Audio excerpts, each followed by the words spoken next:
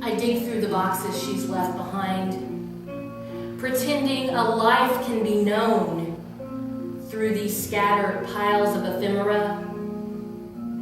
If this debris were as clearly marked as she was, but there is too much of my former heart's missteps, and mistakes to discard. It is a delicate procedure, a dissection of memory to remove the glances and unscripted moments and splice back together a film I can run in my head without breaking down every time. In these sticky albums of memory, she smiles up at me in greening Polaroid, my sweetheart, the absolute mess. Sunning in her floppy hat and a sea of empty bottles, those huge sunglasses I hated are perched on her pink, peeling nose. They dominate her freckled face. But I do not need to see her eyes to know, to remember what was swimming in those mottled irises. We lived like animals then. Instinctual and fearful, we were the rabbity, skittish prey of our own anger. This collection of cobwebbed yesterdays, even if I were to reduce it to ash and apply its sooty stain to my forehead, could not transform the destruction into a sacrifice. There is nothing sacred in death. There is nothing holy in this life, only the labeling of boxes that will be sealed up and stored in some indifferent concrete place.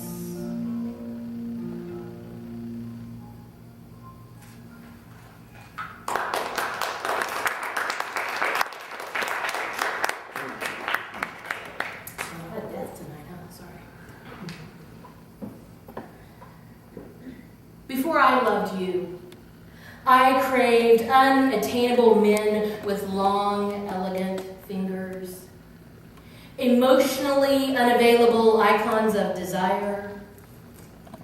But now, I dream of your thick digits and pulpy palms pressed into the small of my back as I sleep.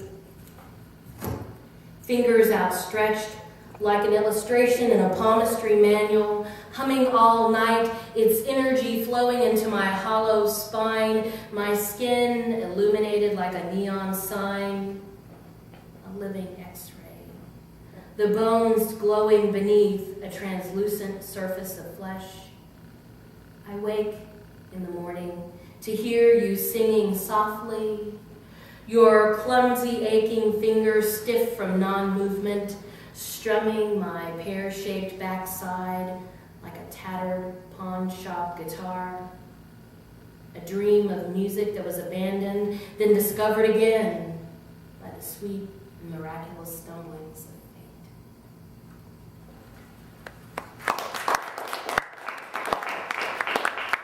This piece is from a show, it's actually from a show I did in 2002. It was called The Remains of the Supernova. And this is called Why Cecelia Left the Lit Cigarette Under Her Bed.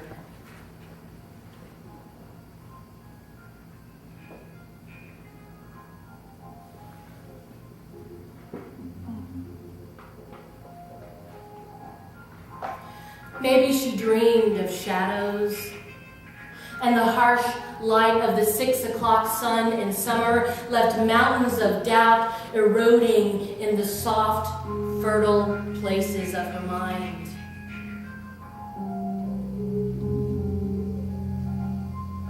She stayed home from church that November morning, apologizing for the headache that kept her from giving God thanks for his abundance.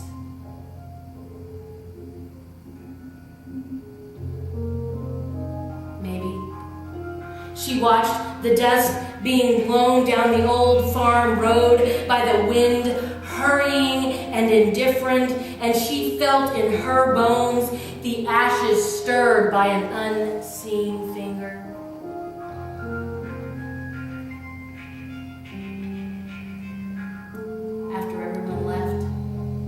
She sat at the kitchen table, looking at her mother's porcelain cups, stained with 30 years' worth of coffee.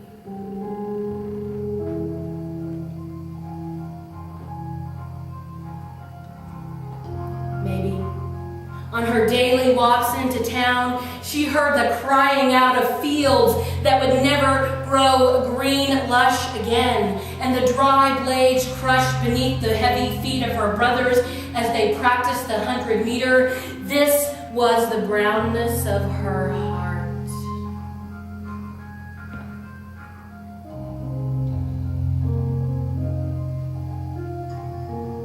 She opened the green pantry door and took her father's cigarettes from the top shelf. She stroked the white and gold carton with one finger. Her eyes lingered on the words, "may be hazardous to your health."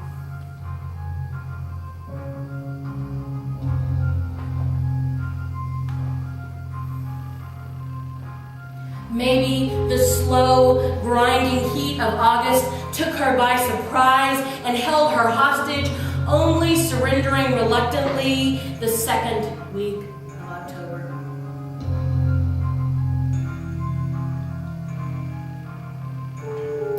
Still in her long cotton nightshirt, she lay down on the bed and covered herself with pictures cut from magazines and books, pieces of dreams and fragments of secrets, photographs of birds and young girls laughing, mountains and red silk dresses, sunsets, and an old man sitting by his wife's grave. They were her constructed shroud.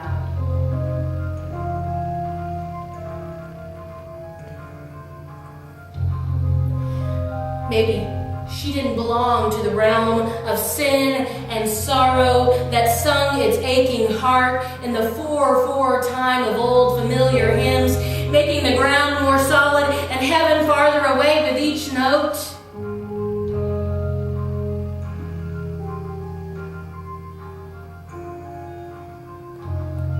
She must have looked like an angel when the bed caught fire. She must have sighed with recognition at death's searing touch. And when the flames enveloped her shivering thin body, she must have screamed, "Oh, that kiss, as the flickering, trembling mouth of resolution pressed its feverish lips to hers.